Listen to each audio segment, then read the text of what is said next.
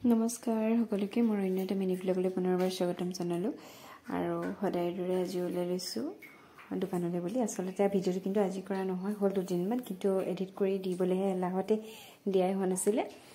আৰু গাঁৱৰ মাজে মাজে গৈ এইফালে দোকান পাই গ'লোঁ, কিন্তু দোকানত গৈ গম পাইছোঁ যে আমাৰ চাবিটো আজি থাকি আহিলে ৰুমতে, মানে দোকানৰ চাবি হিচাপটো। তাৰপিছত দিনটো আৰু ভিডিঅ' কৰা নহ'লে, কিনো দেখাই থাকিম না, সদায় সদায় কাপোৰ চিলোৱাবোৰকে। আৰু এইফালে সন্ধিয়া সময়ত আমি মাছৰুম লৈ আহিছিলোঁ, আগতে খোৱা নাই, গতিকে অকণমান ভয়ো লাগে খাবৰ কাৰণে, যিহেতু নিউজবোৰ পাই থাকোঁ। তেলতে কেঁচা জলকীয়া দি তাকে মাছৰুমখিনি দি দিছোঁ, আৰু এইফালে সেউজীয়া দেখিছে নহয়, মানে বেঙেনাৰ পাত দি দিছিলোঁ, কাৰণ বেঙেনা নাছিলে আৰু বোলে বেঙেনা দি খাব লাগে, তেতিয়া একো নহয় বুলি কয় আৰু, গতিকে আমি বেঙেনাৰ পাতকে দি লৈছোঁ। আৰু আমাৰ আকৌ থাকিবৰ কাৰণে ঢাকোনা নাই, দেখিছেনে, এইফালে কেৰাহীৰ আকৌ থাকিবলগীয়া হৈছে। তাৰপাছত বাকীবোৰ আৰু দেখুওৱা নহ'লে, ৰেচিপিটো কিন্তু প্ৰথমবাৰ বনাইছোঁ, বৰ ভালকৈ নাজানো, কিন্তু খাবলৈ